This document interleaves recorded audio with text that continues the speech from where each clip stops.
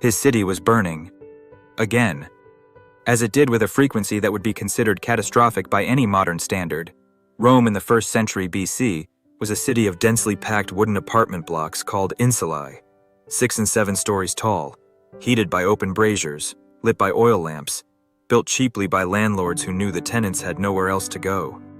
A single overturned lamp, a single forgotten coal, a single kitchen fire that caught the wrong wall at the wrong moment, and an entire district could be consumed before any organized response could arrive. Citizens were screaming in the streets. The flames were spreading. The smoke was visible from across the city, and the richest man in Rome was watching from a safe distance, calculating. Not calculating how to help, calculating the price.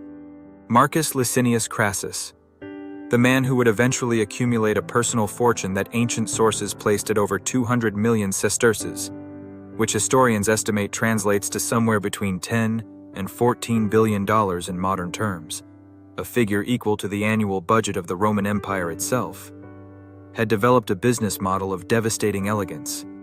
He owned a private firefighting brigade, 500 trained slaves, organized and equipped to respond to urban fires faster than any other force in Rome. They were the most capable emergency response unit in the city, and Crassus had instructed them never to begin work without his authorization. When a building caught fire, the brigade would arrive. They would organize at the perimeter. They would survey the damage. They would wait while the fire spread, and the owner of the burning property stood watching his life's investment disintegrate into smoke and ash. And then, at the moment of maximum desperation, when the owner's willingness to accept any deal was at its absolute peak, a Crassus representative would approach with a purchase offer. The price was shaped by the fire at the owner's back. Whatever the property had been worth before the flames was irrelevant to the negotiation. What mattered was the delta between the owner's current position, watching everything burn, and the alternative Crassus was offering, which was something rather than nothing. In a city without organized fire services, without insurance, without any institutional protection against the complete destruction of a property investment, that delta was enormous. The owner agreed.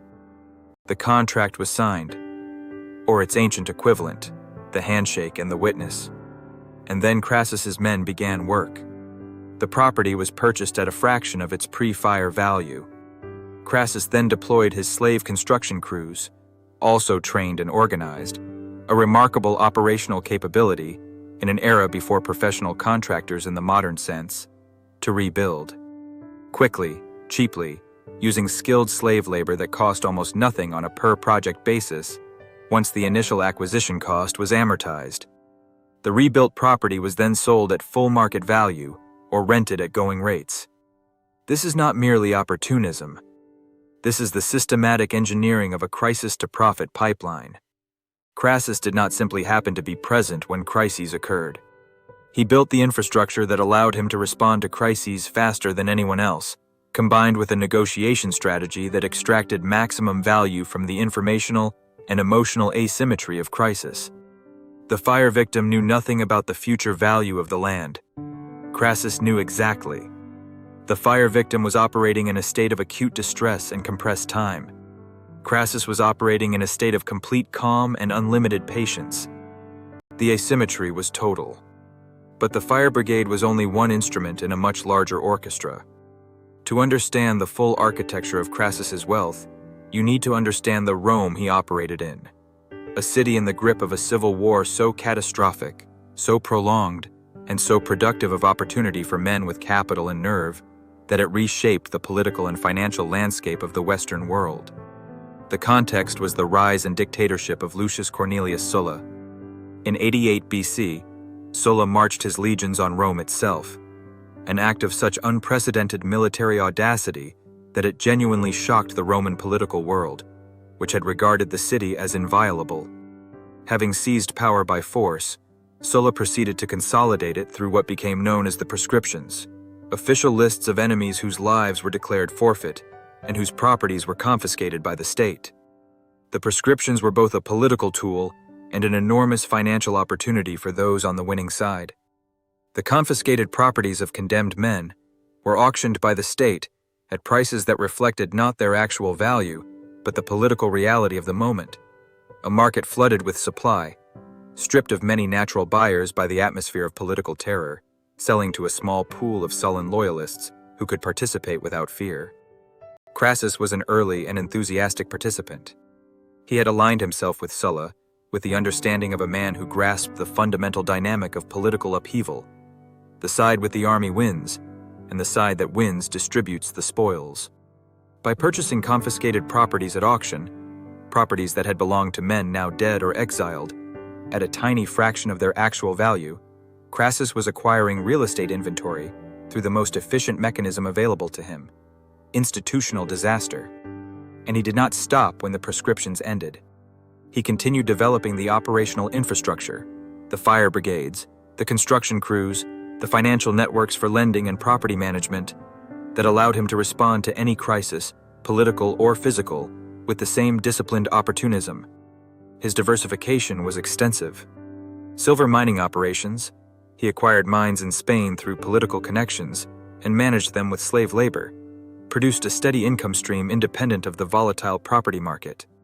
Money lending at interest, a practice he criticized in his public philosophical statements while continuing to practice in his business operations, a contradiction that his admirers ignored and his enemies did not, allowed him to extend his financial network through the web of obligation and dependency that characterized Roman business relationships.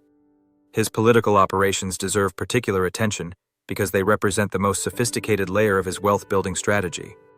Crassus understood, with a clarity that most of his contemporaries did not fully appreciate, that in the Roman political system, wealth and political influence were not two separate systems, but one.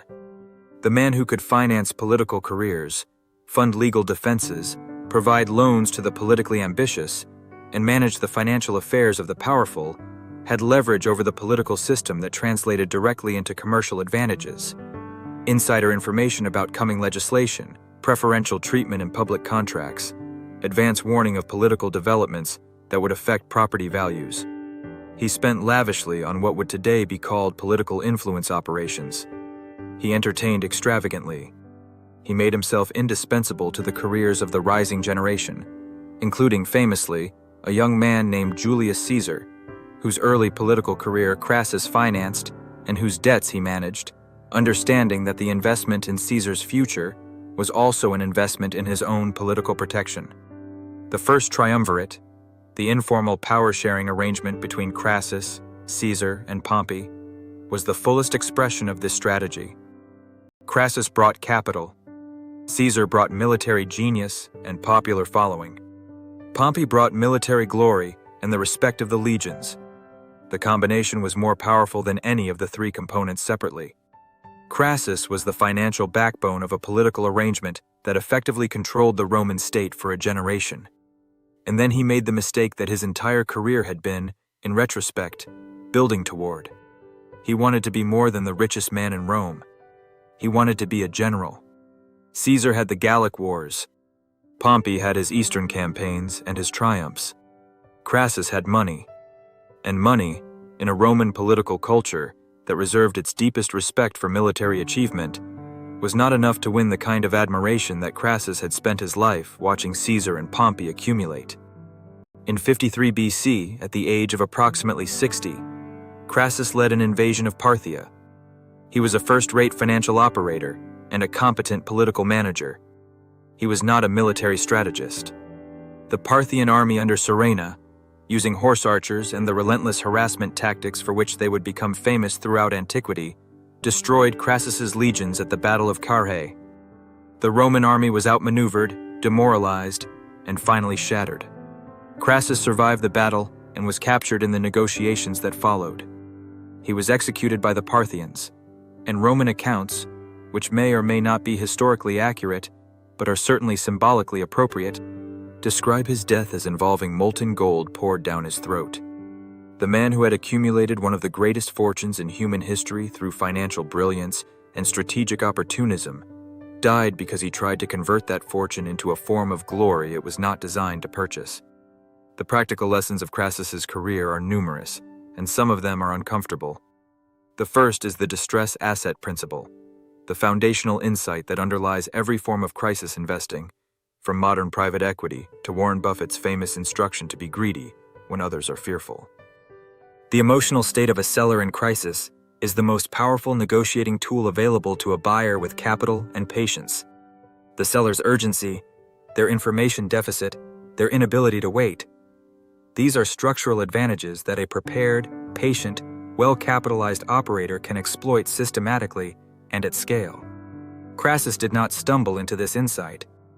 He built infrastructure specifically designed to be present at moments of crisis before anyone else, and to transact before the emotional fog lifted.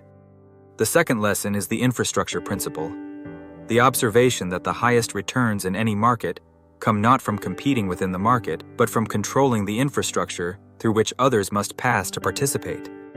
Crassus did not compete with other real estate investors. He built the only firefighting capability in Rome, ensuring that he was the first and frequently the only bidder at distressed sales. The third lesson, and this one requires intellectual honesty about its moral dimensions, is the danger of confusing different forms of advantage. Crassus's financial genius was genuinely impressive. His political acumen was sophisticated and effective. His military ambition was, by the evidence available, delusional. The man who cannot accurately assess the limits of his own capabilities will eventually attempt something beyond those limits, and the cost of that attempt scales with the magnitude of what he built before it.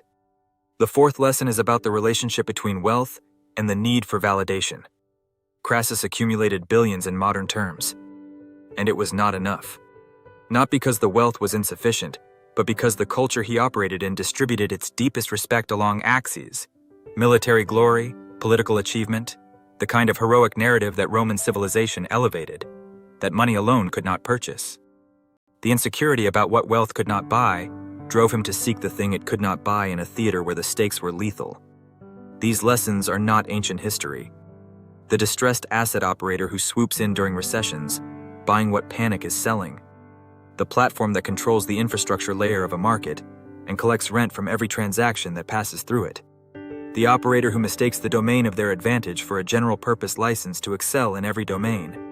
The wealthy individual who cannot stop accumulating because no level of accumulation fills the validation gap that drives the accumulation. Crassus was not unique. He was the first documented case of a type that has recurred in every era of economic history since. And understanding his full story, the genius and the pathology, is the most instructive single case study the ancient world offers on the psychology and strategy of extreme wealth accumulation.